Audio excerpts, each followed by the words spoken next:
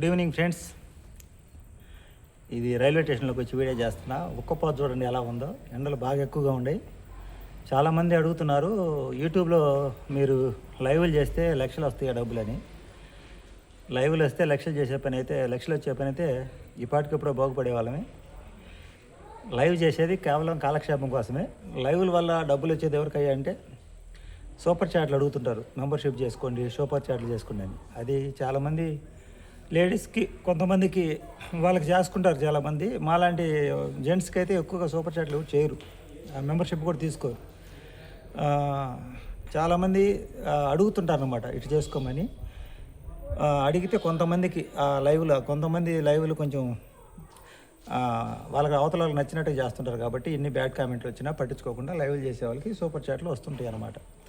జనాలకి ఎలా ఉందంటే పద్ధతిగా లైవ్లు చేస్తే రెగ్యులర్గా వచ్చే వాళ్ళు కొద్దిమంది వస్తారు, ఫ్యామిలీ మెంబర్స్ వస్తారు. ఫ్యామిలీ మెంబర్స్ కాకుండా ఇంకా లైవ్లు అంటే లేడీస్ చేస్తుంటారు. కొంతమంది యువతను ఉల్లాసపరిచే విధంగా మాట్లాడుతూ చేసే వాళ్ళకి కొంత సూపర్ చాట్లు వస్తాయి. వాళ్ళకి కూడా లక్షల్లో డబ్బులు అయితే రావు.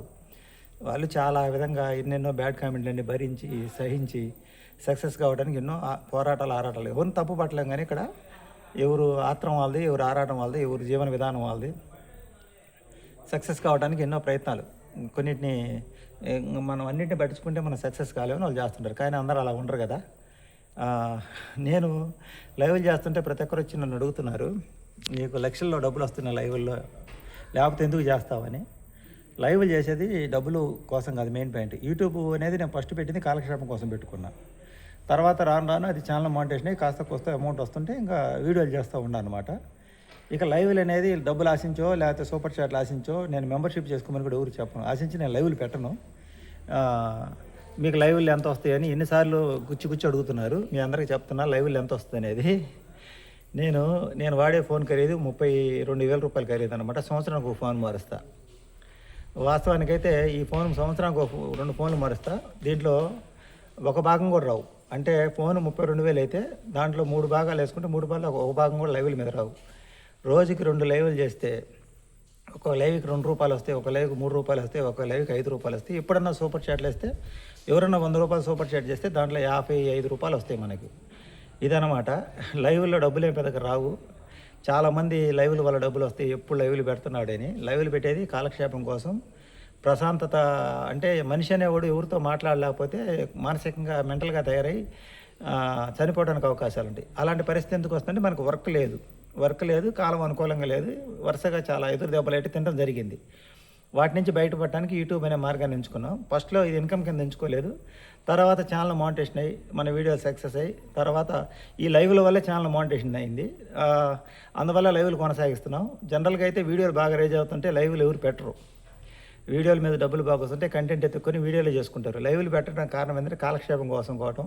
కొంతమంది సూపర్ చాట్ల కోసం, మెంబర్షిప్ కోసం పెడతారు. సూపర్ చాట్లు కూడా అడిగినంత మాత్రం ఎవరు చేయరు. వాళ్ళకి నచ్చినట్టుగా డ్యాన్స్లు వేయటం, స్టెప్పులు వేయటం, కామెడీగా వల్గర్గా అదే డబుల్ మీనింగ్ డైలాగ్తో మాట్లాడితే సూపర్ చాట్ చేస్తారు. అది జెంట్స్కి కాదు, లేడీస్ మాట్లాడితే చేస్తారు ఆ విధంగా. ఇదనమాట. అలా చేసే వాళ్ళకి కూడా వేలల్లో వస్తాయి, లక్షల్లో రావు. అది కష్టమే. నన్ను వచ్చేసి మా లైవ్లకు రోజు అడుగుతున్నారు, మీకు ఎంత వస్తాయి ఏందని. అడిగే వాళ్ళకి చెప్తున్నా, లైవ్లు అనేది నేను పెట్టుకునేది కాలక్షేపం కోసం.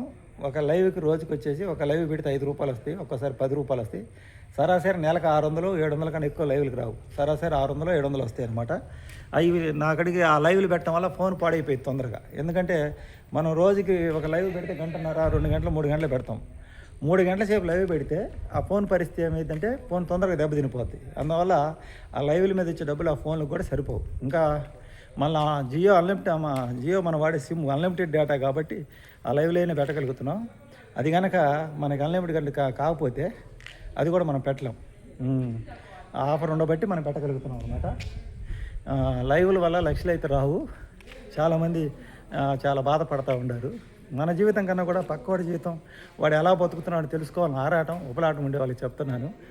మనకున్న పెద్ద దరిద్రపు అలవాటు ఏంటంటే మనం ఎవరితో పరిచయం అయ్యేటప్పుడు పరిచయం చేసుకుంటాక చాలా బాగా మాట్లాడతాం.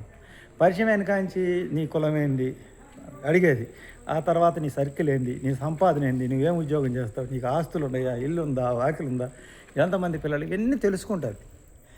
తెలుసుకొని ముందు పరిచయం అయ్యేటప్పుడు ఎన్ని జనరల్గా పరిచయం అయ్యే అవసరానికి తగ్గట్టు మాట్లాడుకుంటే పర్లేదు. బస్సులో పరిచయమైనా, ట్రైన్లో పరిచయమైనా మనకున్న అలవాటు అనమాట. పుట్టుపురత్రాలు మొత్తం తెలుసుకుంటారు. వాళ్ళకన్నా మనం బాగున్నాం అనుకుంటే అసూయ పడతారు, వాళ్ళకన్నా మనం తక్కువగా ఉన్నామంటే ఎగతాళి చేస్తారు. అప్పుడే చులకనగా మాట్లాడతారు. ఒక వ్యక్తి, మా బంధువులు, అతను నా దగ్గర ఏముందని ఒకప్పుడు అడిగాడు. నేను జనరల్గా గొప్పలు చెప్పుకోండి, నాకు అలవాట్లేదు కాబట్టి నా దగ్గర ఏం లేదు, అన్ని కోల్పోయానన్న. అంతకుముందు నాకు బాగా రెస్పెక్ట్ ఇచ్చిన అతను ఒక సందర్భంలో గొడవ వచ్చి నా దగ్గర ఏం లేదని చెప్తే, ఆఫ్టర్ ఆల్ నువ్వెంత, నీ బతికెంత, నిన్ను మీ ఊరు వచ్చి చనిపోతే ఏంది అనే చులకనగా మాట్లాడాడు. తర్వాత నా దగ్గర ఏముందో చెప్పిన తర్వాత వాళ్ళు మళ్ళీ అసూయ మొదలైంది. అంటే రెచ్చగొట్టి కొంతమంది మన దగ్గర ఏముందో తెలుసుకునే ప్రయత్నం చేస్తారు. కొంతమంది రెచ్చగొట్టి, కొంతమంది ముందు వాళ్ళు గొప్పలు చెప్తారు. ఆ గొప్పలు చెప్పిన తర్వాత మా దగ్గర కూడా ఏముందని తెలుసుకోవడానికి ప్రయత్నం చేస్తుంటారు. తెలుసుకొని ఏం చేస్తారు? ఏం ఉపయోగం దానివల్ల? అసూయపడి దిగులు పడటం తప్పనిచ్చి. లేకపోతే మీ పరిచయమైన ప్రతి ఒక్క మనిషి విషయం గురించి తెలుసుకోవాలంటే మన జీవితం సరిపోదు. ఎందుకంటే ఎంతోమంది పరిచయం అవుతుంటారు. ప్రతి ఒక్కరి గురించి తెలుసుకొని వాళ్ళు మనకన్నా బాగుండాలంటే మనం ఆ రేతి నిద్రపోము, అన్నం తినము, మనం ఎందుకు సంపాదించలేకపోయాయి. వాళ్ళు మనకన్నా తక్కువగా ఉండాలంటే తెలుసుకొని సంతోషపడతాం. అందుకే చాలామంది గొప్ప వాళ్ళు చెప్పేది ఏంటంటే, ఎంత ఉన్నా సరే ఏమి లేనట్టే ఉండమంటారు. ఎందుకంటే అప్పుడు ఏమి లేనప్పుడు వాళ్ళు మనసుని నేను ఏ విధంగా అంచనా వేస్తారు, అన్నీ ఉన్నప్పుడు నీకు ఏ విధంగా నీతో మంచిగా దగ్గర అవుతారు. ఒకటి, నీ దగ్గర అన్నీ ఉన్నాయంటే నీ దగ్గర అప్పులు అడగటం, సహాయం అడగటం అవి చేస్తారు. అప్పుడు నువ్వు ఎప్పుడైతే వాళ్ళకి సహాయం చేయలేదో అట్టా నీ మీద శత్రుత్వం పెంచుకుంటారు. అలాగే నీ దగ్గర ఏమి లేదన్నప్పుడు నీకు ఎవరు హెల్ప్ చేయరు, కానీ ఆ తర్వాత నేను ఎగతాలుగా మాట్లాడటం ఇలాంటి పనులు చేస్తారన్నమాట.